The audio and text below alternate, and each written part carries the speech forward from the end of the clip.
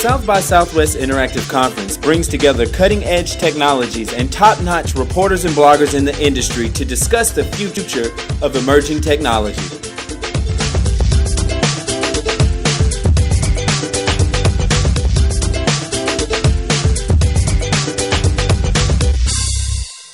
The best way to prevent identity theft is just simple awareness. Most people today still don't get the fact that identity theft is the fastest growing crime in the world. It's the highest risk, least reward crime in the world. So when they go about putting their digital DNA, their name, address, date of birth, and social out there, they just need to simply be aware. The next thing is you need to monitor how your identity is being used, and then you really need to focus on how your friends are putting your digital DNA out there on a lot of the different social media sites. What do you think?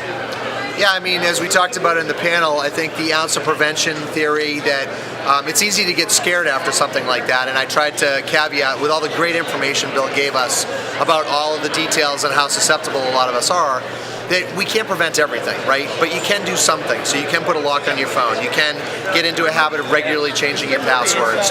You can get a little bit smarter about maybe if you are going to go on vacation for 2 weeks and no one's going to be at your house, maybe you don't do all sorts of twittering, or maybe you shut certain people off or limit profiles. So I think just being a little bit more cognizant and, as Bill said, being aware is key.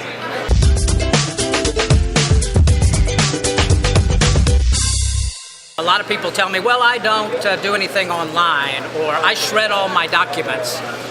The issue, however, is since the day they were born, their identity has been placed in computers. And 250 million Americans' identities have been breached by corporate America, the government, and a lot of other institutions over the last 2 years alone. 250 million. There's only 300 million of us. And those are the breaches that we are made aware of. There's lots of breaches of networks and businesses and government access that we aren't aware of. So the concept that I can protect my identity by limiting how I transact with it, that's a good concept, but it is a very small tip of the iceberg in really protecting yourself and understanding the vulnerabilities you have.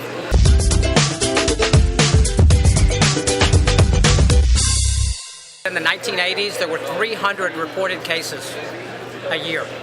In the 90s, that jumped to 80,000 a year, and last year it was over 10 million Americans.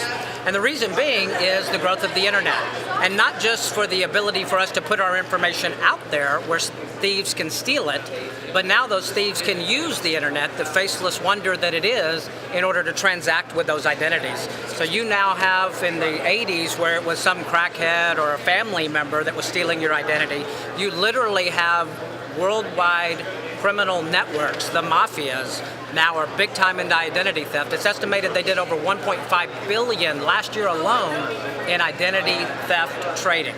It's growing like crazy, and people are getting smarter about it.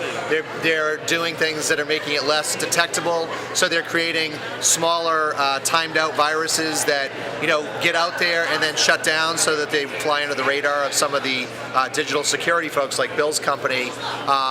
It's getting easier and easier to hack people, right? It's easier and easier to phish people.